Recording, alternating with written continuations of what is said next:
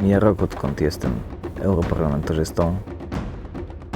Nie miałem wielkich złudzeń co do tego, co tu zastanę. To, co zobaczyłem, przerosło moje oczekiwania. Chciałem Was zaprosić na taki spacer po Parlamencie Europejskim, żebyście mogli zobaczyć go z mojej perspektywy. Jesteście gotowi? No to idziemy.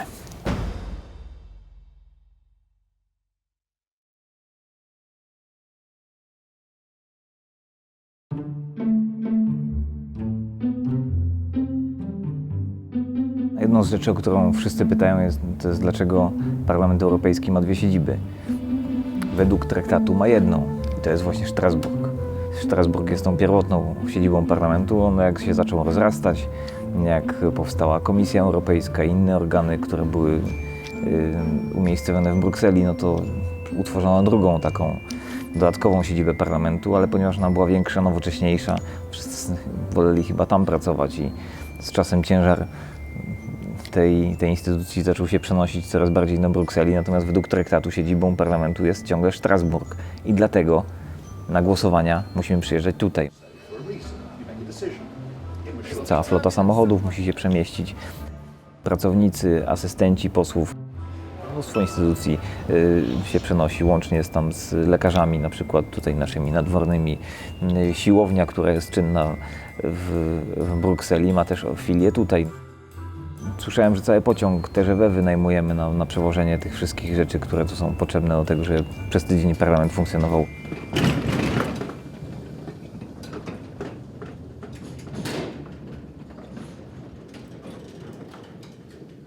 Taką właśnie skrzynię każdy poseł ma do dyspozycji, żeby przetransportować swoje bezcenne rzeczy ze Strasburga do Brukseli, z Brukseli do Strasburga, ponieważ raz w miesiącu udajemy się właśnie w taką podróż do naszej prawdziwej świątyni demokracji.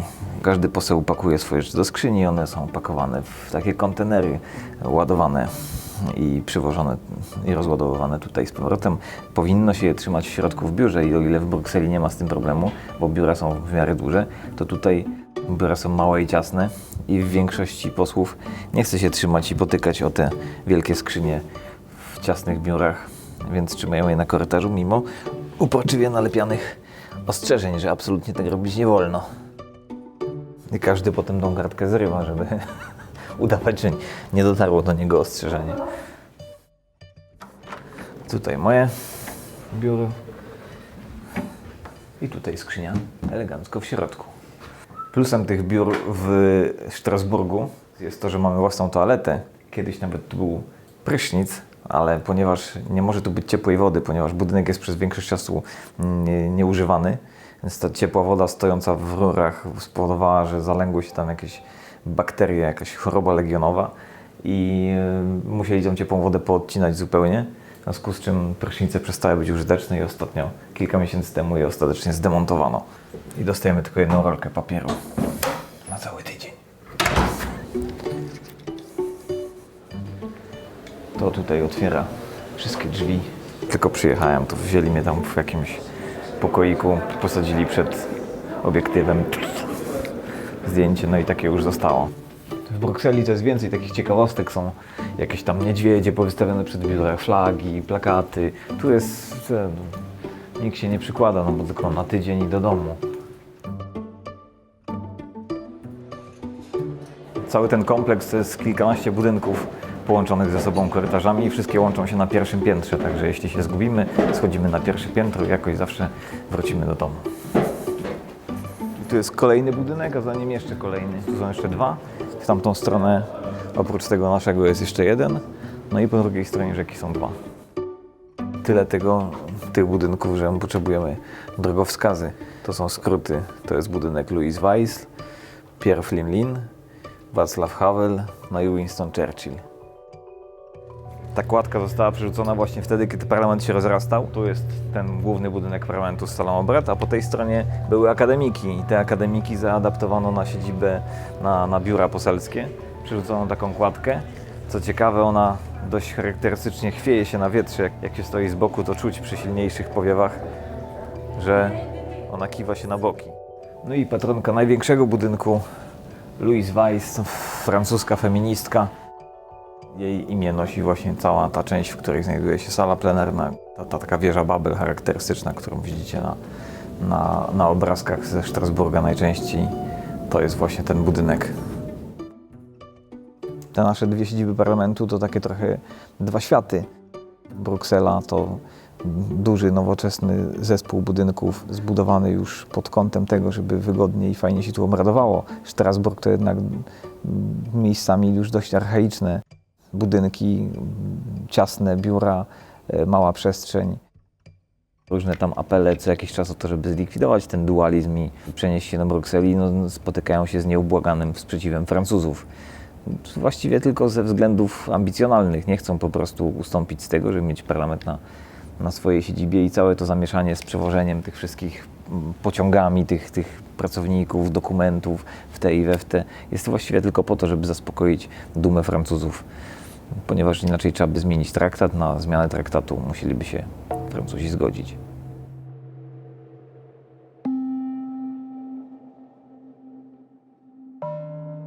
Już sam wygląd tego parlamentu odbiega od tego, jak ja przynajmniej wyobrażałbym sobie takie miejsce, gdybym nigdy w nim nie był. Jak znamy siedzibę polskiego Sejmu, czy parlament węgierski, czy brytyjski, to najczęściej są to budynki utrzymane w takim potężnym, imperialnym stylu. Natomiast to wygląda bardziej jak korporacja, pomijając już te wszystkie banki i sklepy na dole. Sama architektura przypomina bardziej jakiś korporacyjny mrówkowiec niż siedzibę Parlamentu Europejskiego, parlamentu zarządzającego półmiliardowym imperium.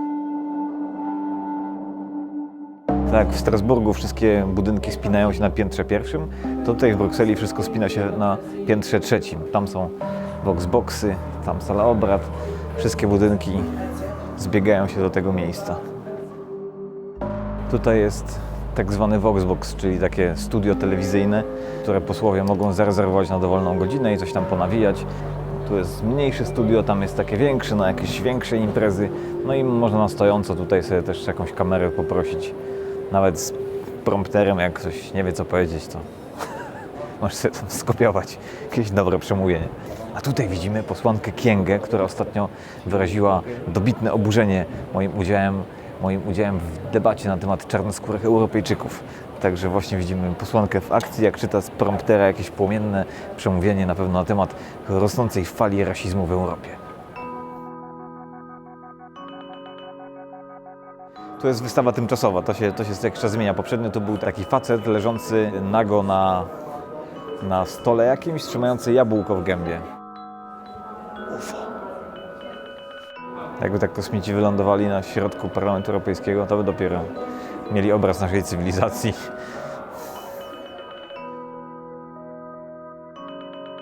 Kolekcja tych dzieł sztuki tutaj to wygląda moim zdaniem tak, jakby któregoś dnia przewodniczący parlamentu chodził po tym i powiedział: kurczę, ale tu jest pusto, na jutro każdy przynosi z domu co tam macie, musimy tu coś pozawieszać. To nie jest tam jakaś kratka wentylacyjna, to jest dzieło sztuki. Tu jest miejsce, które czeka na popiersie Janusza Korwin-Mikkego.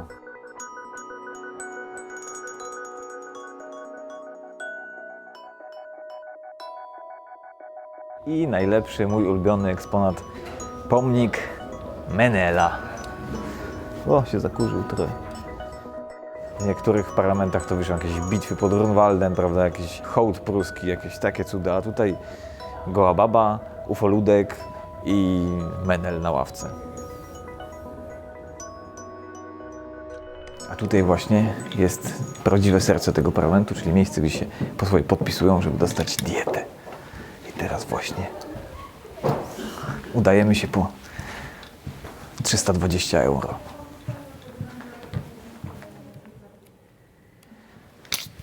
No i to właściwie wystarczy. Można już iść do domu.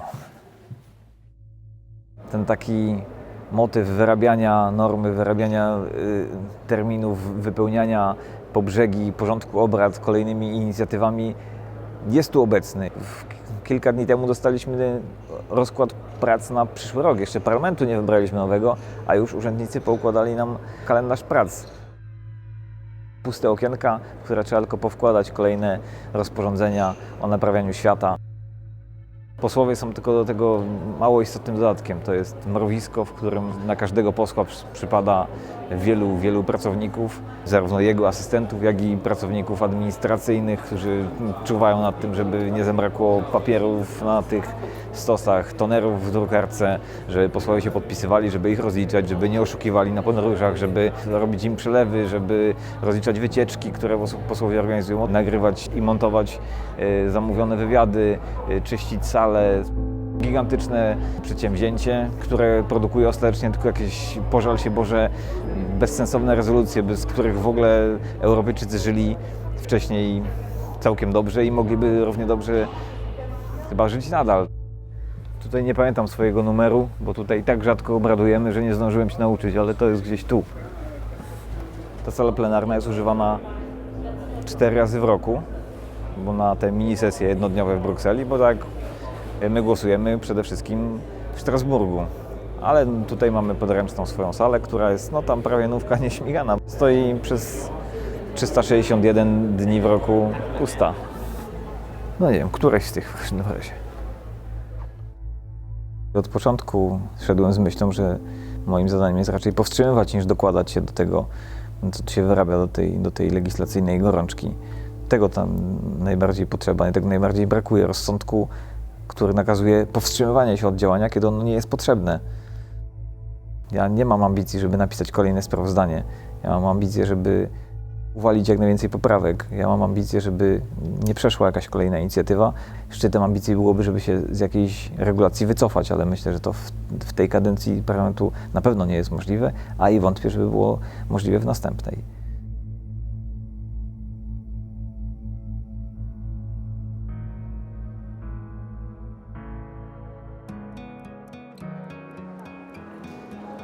I mamy tutaj u nas w parlamencie taki naprawdę zamknięty świat.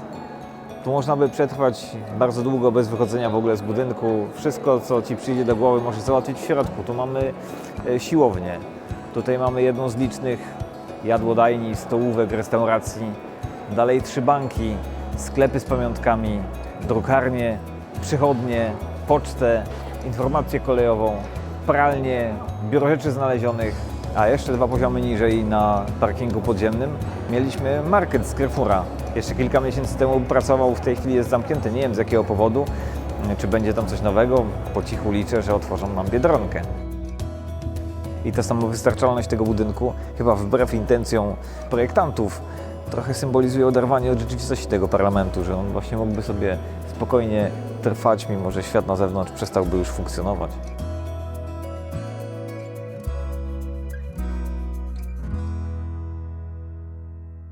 Najlepsze jest to, że te nasze wszystkie skrzynki są pootwierane w ogóle. Nie wiem, czy to, z czego to wynika, że się zepsuły zamki, czy co, ale do każdego można zajrzeć, co mu tu przyszło.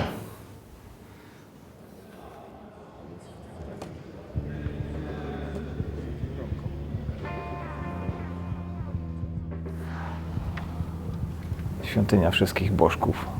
To jest takie mruganie okiem, że w zasadzie wszystkie religie to różnice są umowne. Jeśli ktoś traktuje swoją wiarę poważnie, to nie powinien wchodzić do ekumenicznych kaplic. Ja tego nie robię. Nie widzę, żeby ta kaplica była jakoś przesadnie obciążona tutaj pielgrzymami, także myślę, że zakrystia nie miałaby za wiele pracy. Tu jest taka pomniejsza sala obrad. Myślę, że o tej godzinie będzie pusta. Już samo zdanie sobie sprawy z tego, że to wszystko, co oglądamy, te wszystkie korytarze, biura, wszyscy ci pracownicy, jest tylko po to, żeby istniał parlament z 750 posłami, którzy utrudniają życie innym obywatelom Unii. Podstawowym problemem tego parlamentu to jest przede wszystkim chęć zajęcia się po prostu wszystkim. Chęć uregulowania całego świata, całej złożoności świata za pomocą dyrektyw, rozporządzeń, rezolucji itd. Parlament wypowiada się na tematy nie tylko związane z Unią, nie tylko dotyczące obywateli Unii, ale na każdy temat na świecie. O lasach w Wietnamie głosowaliśmy wczoraj, dzisiaj regulowaliśmy etykiety napojów spirytusowych, a w czwartek będziemy zajmować się prawami człowieka w Iranie, Gwatemali i gdzie jeszcze? I Kazachstanie. O ile jeszcze można zrozumieć, że adresujemy uwagi czy zastrzeżenia do państw, które się ubiegają o członkostwo w Unii albo jakoś blisko z nią współpracują, to już trudniej zrozumieć, dlaczego kierujemy jakieś odezwy i to notorycznie do jakichś odległych, egzotycznych krajów, a to do Azerbejdżanu, a to do Iranu, a to do Birmy, do Gwatemali, Madagaskaru. No, pouczamy każdy kraj po kolei na temat demokracji, sami będąc oczywiście wzorem wszelkich procedur praworządności i demokracji. Było sprawozdanie o hodowli kóz i owiec, o jedzeniu czerwonego mięsa, cyberbezpieczeństwo, o dużych drapieżnikach, na przykład ostatnio, homologacje dla pojazdów leśnych, rybołówstwo na wodach zachodnich, współpraca z organizacjami pozarządowymi, które wcale nie są pozarządowe, skoro Unia wszędzie je finansuje. O dostępie do wody, o prawie do czystego powietrza. Była też ostatnio jakaś rezolucja o ludziach mieszkających w rejonach oddalonych. Specjalnie o tym pisaliśmy, że niektórzy ludzie mieszkają daleko od innych ludzi. Nie ma takiej rzeczy, która nie byłaby interesująca dla tego parlamentu i nie nadawałaby się do regulacji, mimo że mamy wyraźnie napisane, że Unia powinna ingerować tylko wtedy, kiedy regulacje na poziomie krajowym nie wystarczyłyby do osiągnięcia celu. No widać, że to bzdura kompletna, że zasada pomocniczości jest tutaj nagminnie łamana. Teraz idziemy na debatę o lotnictwie. Tak jak mówiłem, świat nie ma przed nami tajemnic. Znamy się na wszystkim. Porozmawiamy teraz o ochronie uczciwej konkurencji w lotnictwie. Właśnie się doszkalałem w tej chwili, żeby w ogóle zrozumieć, na czym polega sens tej rezolucji. Unia Europejska chce chronić się przed nieuczciwą konkurencją, czyli dotowaniem i uprzywilejowaniem przez inne kraje. A sama oczywiście robi podobne rzeczy u siebie. Najprościej byłoby podpisać jakąś umowę, w której byśmy nawzajem wyrzekali się tego rodzaju praktyk. Co ciekawe, obrady komisji w Strasburgu odbywają się w tym samym czasie, co debaty na sali plenarnej, więc już siłą rzeczy nie można być w dwóch miejscach naraz jednocześnie. Zgłoszenia z sali, komisarz i pewnie sprawozdawca na końcu, także jeszcze chwilę. Często pod moimi filmami pojawiają się komentarze, czemu ta sala taka pusta, dlaczego nikogo nie ma, czy nie za to im płacą. No więc debaty w Parlamencie Europejskim są wyjątkowo drętwe i wyjątkowo takie sformalizowane. Trudno to nazwać tak naprawdę debatą. Jest to seria odczytów. Na te debaty przychodzą tylko ci, którzy tak naprawdę mają tam coś zamiar sami powiedzieć. Czytają skarbki, co mają do powiedzenia. Często wychodzą od razu po swoim wystąpieniu, nawet nie czekając tam, kto dalej powie, tylko idą z powrotem do biura. Tak naprawdę wszyscy przemawiają tylko do swoich wyborców, nikt nikogo nie słucha. Często poznać to po tym, że właśnie mają zdjęte słuchawki w przypadku, kiedy każdy tu przemawia właśnie w swoim języku, często egzotycznym, jakimś estońskim, węgierskim, fińskim. Tam na sali jest więcej tłumaczy niż posłów, do których ja miałbym przemawiać. Nic kompletnie z tych debat nie wynika. Nie mają one żadnego wpływu na dalszą procedurę legislacyjną. Nikt tego nie słucha. Ci, którzy tutaj przychodzą, no to już mają wyrobione zdanie i przychodzą tylko przewietrzyć płuca, czy tam pokazać się wyborcom. Także spokojnie mogliśmy w ogóle zrezygnować z całego tego debatowania i głosować tylko po kolei, co jest do przegłosowania.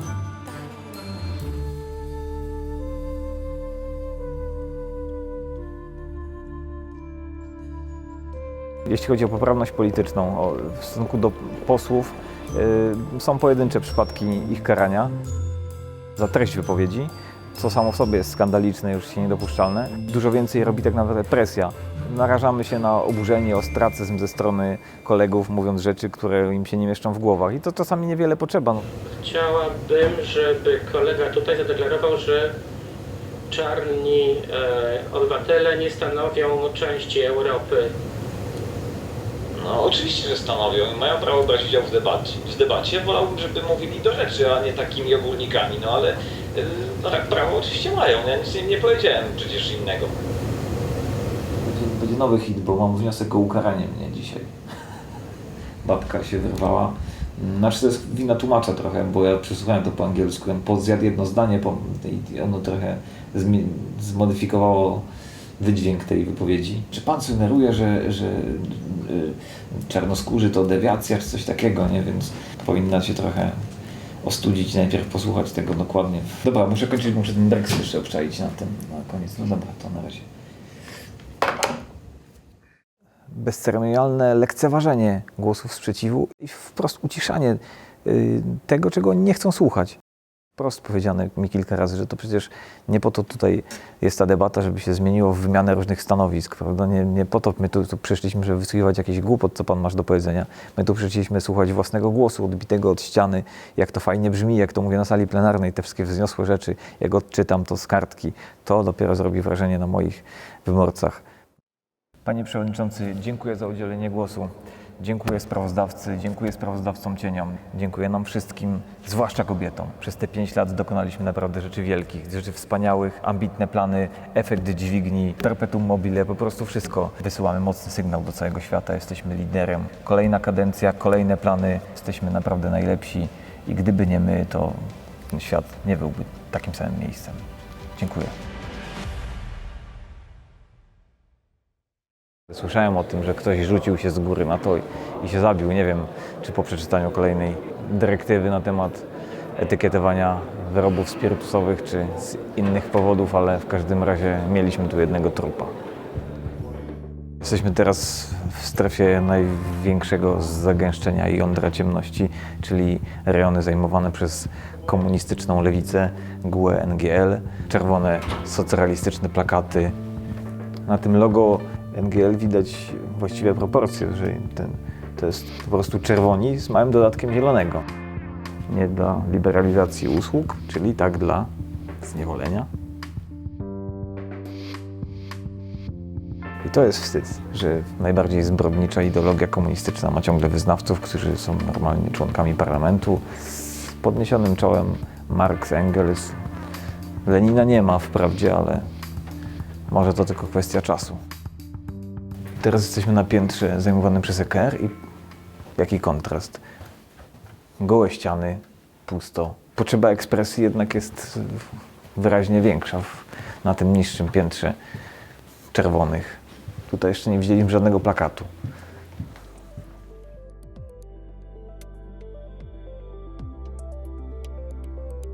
Część tych ludzi, którzy tu spacerują, to są odwiedzający. To po tych naklejkach poznać, że to prawdopodobnie idzie grupa jakaś wycieczkowa albo taka prywatna wizyta, ale raczej przy takich większych to jest jedna z tych wycieczek, które posłowie mogą spraszać do parlamentu na koszt tej instytucji.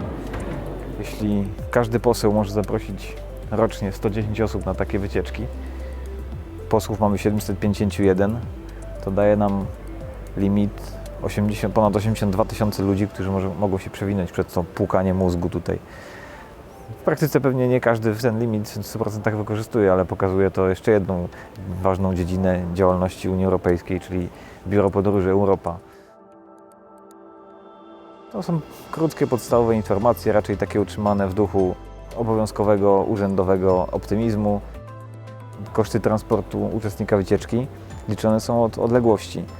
No, czyli wycieczka z Belgii, no to się tam pewnie po taniości odbędzie, no ale z drugiej strony może być wycieczka z Wysp Kanaryjskich albo z Cypru. Na kilometrówce wykręci sporo. Będzie to z 20 milionów euro na samą obsługę wycieczek. No i tu jest właśnie patron chyba takiego najbardziej reprezentacyjnego budynku parlamentu, czyli osławiony Altiero Spinelli. Jeszcze parę lat temu pewnie nikt o nim nie słyszał, teraz zaczęło się trochę robić głośno. To włoski komunista, on siedząc w więzieniu, wsadzony przez faszystów w czasie wojny, napisał taki manifest, w którym stwierdził, że to istnienie państw narodowych jest podstawową bolączką Europy, że te państwa narodowe prą do konfliktów, że to są skazane na takie konflikty, zbroją się i że lekarstwem jest na to stworzenie jednego europejskiego superpaństwa, oczywiście komunistycznego. Tam są dwie podstawowe myśli w tym manifestie, czyli zjednoczenie Europy i rewolucja komunistyczna. Przyznaje w końcu, że nie jest demokratą, że celem ostatecznym nie jest demokracja, bo ludzie tego nie zrozumieją. Że po pierwsze ten plan musi być wprowadzony w sposób skryty, tajny, a po drugie, że ma zakończyć się dyktaturą partii rewolucyjnej. I ten gość jest stawiany jako patron świątyni demokracji. Zresztą on był w tym parlamencie, on był komisarzem europejskim przez jakiś czas później i jego manifest Ventotene został w końcu oficjalnie w Białej Księdze opublikowanej tam parę lat temu wymieniony jako oficjalny dokument Unii Europejskiej.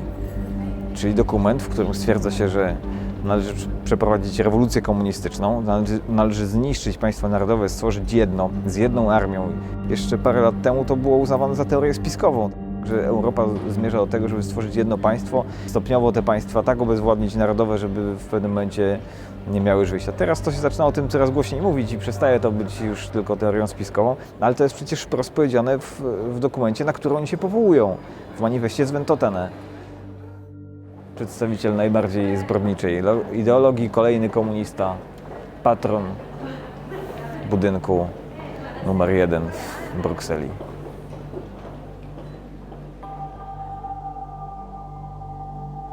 A ta rzeźba, ten monument ustawiony przed głównym budynkiem Parlamentu Europejskiego najlepiej pokazuje to, co Unia tak naprawdę robi. Za pomocą euro przekupują te postacie na dole, które obłąkane wpatrują się w takim wirze, wciągnięte, zaślepione tymi pieniędzmi, którymi Unia wymachuje wam przed nosem, odrywają się od rzeczywistości i nie są w stanie już trzeźwo ocenić sytuacji dookoła. To jest przecież samokrytyka. To jest przecież przyznanie się do tego, czym ta instytucja naprawdę się zajmuje. I o ile ten ostatni ma jeszcze cechy ludzkie, to jeszcze jest człowiek, to jeśli przesuwamy się dalej, widzimy, że każdy kolejny coraz bardziej przypomina tylko pionek. Na końcu mamy już tylko sterczący, nieznacznie kikut. W czasie jednej takiej sesji w Strasburgu głosujemy 40, 50, 60 różnych dokumentów. Plus, minus, zero. Naciskamy ręka w górę, ręka w dół. Żeby na każdy temat wyrobić sobie zdanie, żeby każdy dokument przeczytać, to dla jednego posła to jest praktycznie niemożliwe, nawet jeśli dysponuje kilkoma asystentami do tego. W 2001 roku powstała dyrektywa Rady Unii Europejskiej dotyczącej zwalczania fałszowania oszustw związanych z bezgotówkowymi środkami płatniczymi. I teraz Komisja Europejska przygotowała nowelizację tejże dyrektywy i ja mam sprawozdanie do tej nowelizacji. Czyli stanowisko Parlamentu w sprawie nowelizacji Komisji do wcześniejszej dyrektywy. W ciągu kilku dni, które mamy na zapoznanie się z tym wszystkim, ciężko sobie wyrobić zdanie i najrozsądniej jest się wstrzymać od głosu, bo nawet przy pomocy asystentów ciężko jest zrozumieć techniczną dyrektywę, która nakłada nowe normy homologacji. Trudno powiedzieć, czy to jest liberalizacja, czy to jest pogorszenie wobec dotychczasowego stanu, czy nie. Obecny stan jest trudny do zidentyfikowania. Trzeba by znać prawodawstwo 28 krajów i wiedzieć, czy te regulacje pogorszą sprawę w większości z nich, czy poprawią. No ale głosując za sprawozdaniem, głosujemy od razu za dyrektywą? Nie, bo ona już istnieje prawdopodobnie. Tak, ona już istnieje. Czy to jest sprawozdanie z wykonania dyrektywy, czy co? Nie, to jest sprawozdanie, w jaki sposób uzupełnić tą dyrektywę. Aha. Na takim spotkaniu ustalamy, jak będzie taka lista do głosowania wyglądać. Potem asystenci to przelewają na papier i z taką listą idzie się już na salę plenarną. Ta lista do głosowania na pojedyncze głosowanie, zwłaszcza na komisjach, gdzie tych poprawek jest po prostu czasami nieprawdopodobnej ilości, to jest taki stos papieru.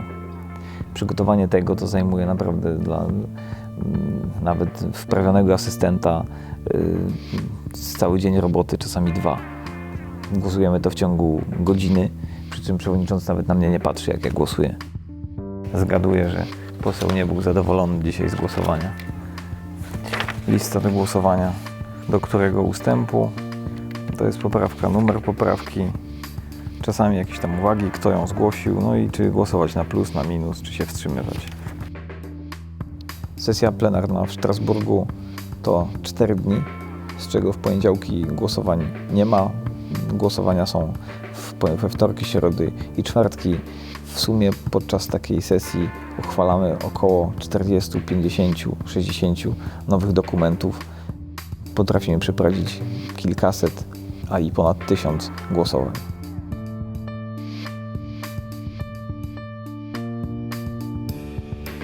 Taka sesja to obrabiamy to w ciągu godziny.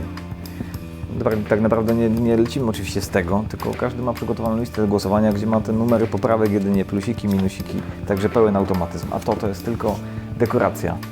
Kosztowna może trochę, bo tak każdy z posłów dostaje taką cegłę makulatury, która następnie później po głosowaniu idzie bezpośrednio do specjalnych pojemników, o ile się w nich zmieści. To policzcie sobie, ile takich rys papieru przelatuje przez każdą sesję głosowania. Pierwsze takie moje przykre zderzenie z tą fasadową unijną demokracją to już nastąpiło na mojej debiutanckiej sesji głosowań w Strasburgu, kiedy tam pojechałem jako świeżo upieczony poseł. Nie mówię, że miałem jakieś wysokie oczekiwania, nie mówię, że wiele się tu spodziewałem po tym parlamencie, ale nie spodziewałem się, że te głosowania mogą tak wyglądać. W pierwszej chwili nie wiedziałem, co się do końca dzieje na sali, czy ja się nie wyrabiam, bo tak człowiek wejdzie do takiego domu wariatów, to nie wie, czy to z nim jest coś nie tak, czy z resztą świata. Więc w pierwszej chwili miałem wrażenie, że być może ja coś źle robię, no ale jak się rozejrzałem, to widzę, że ci ludzie też się nie wyrabiają z tymi głosowaniami, tylko co, nikomu to nie przeszkadza. Więc w końcu zgłosiłem się, poprosiłem o to, żebyśmy zwolnili tempo, żebyśmy, no gdzie my się śpieszymy, tak? Głosujmy punkt po punkcie, bo za to nam wyborcy płacą. Na co odpowiedzią sali było to, że mnie po prostu wybuczeli.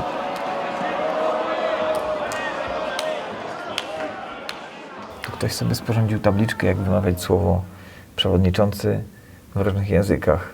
Tu mamy polskie pan przewodniczący i podpisane, jaką kawę kto pije.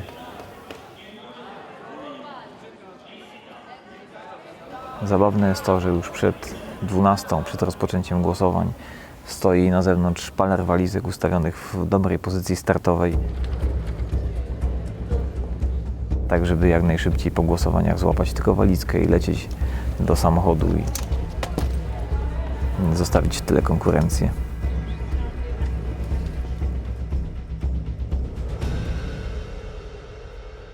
Większość głosowania odbywa się tutaj na oko, przez podniesienie ręki, bez liczenia głosów. Ocena większości jest wyłącznie optyczna, czyli przewodniczący na oko sprawdza, czy według niego jest więcej głosów za czy przeciw. Rekordowa pomyłka przewodniczącego wyniosła 520 głosów. Z tej perspektywy, jeszcze jak oni tak szeroko siedzą, to przecież to głosowanie, ocenianie na oko to jest wyjątkowo karkołomny pomysł, bo jak się widzi to w ujęciu z takiej szerokokątnej kamery, to jeszcze widać, wiesz, no, duży kawałek sali, ale jak tutaj usiądziesz na miejscu tego przewodniczącego, to widzisz naprawdę mały kawałek, nie? Żeby ocenić tak naprawdę rozkład głosów, trzeba by się rozejrzeć, tam poświęcić te kilka sekund na rozejrzenie się. Kto za, kto przeciw, kto się wstrzymał, przyjęto. Kto za, kto przeciw, kto się wstrzymał, przyjęto. Dlatego jak ja tam pierwszy raz się zgłaszałem, że chcę zaprotestować przeciwko temu tempu, to mnie przez chyba minutę mnie nie widział, nie? Więc jakie to ma znaczenie, czy ja głosuję, skoro mnie w ogóle nie widzi? W przyszłej kadencji to będzie moje miejsce.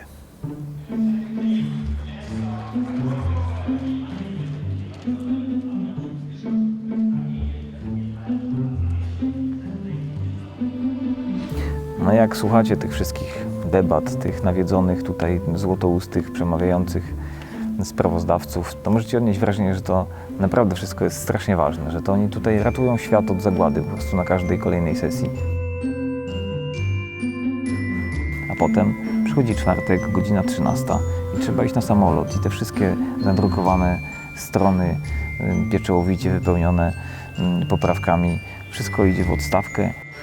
Poseł po prostu wychodzi, bo już osiągnął połowę obowiązkowych głosowań.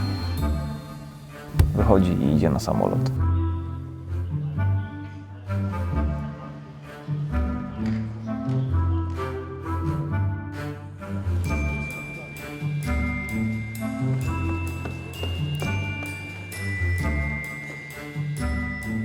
No jest jeszcze poseł Wulfe, który siedzi koło mnie i on to ma zupełnie bezproblemową strategię głosowania.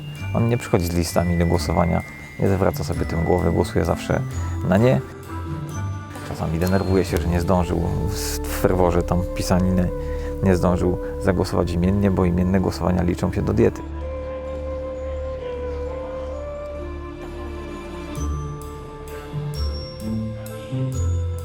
No widać, że to tak naprawdę mają świadomość tego, że to wszystko jest jedna wielka ustawka.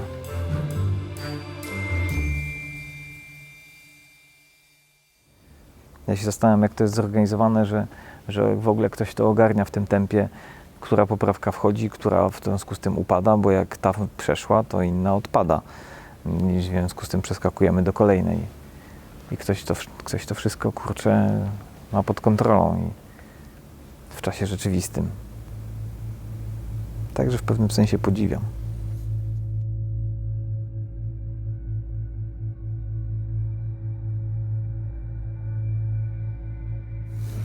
Już kilka godzin po zamknięciu sesji ten gwarny ul opustoszał.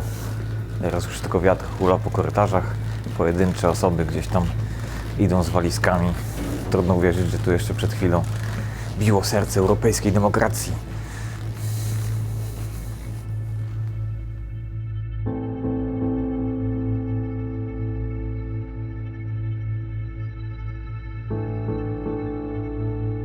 No, jest postęp. Jak to ostatnio zaglądałem, to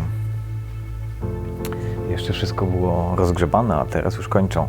Tutaj jest nowa część rozbudowywana. Prawdopodobnie z myślą, że o kolejnej kadencji. Nie sądzę, żebyśmy zdążyli z tego skorzystać już w tej. No widać, że w każdym razie nie mają planów, żeby się stąd szybko zbierać. Nie żal ci będzie tego miejsca?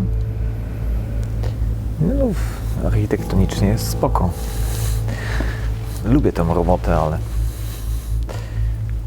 uczciwość jednak wobec wyborców każe powiedzieć, że ta robota jest tak naprawdę zbędna. No. Także przynajmniej nie można mi zarzucić, że mówię to we własnym interesie.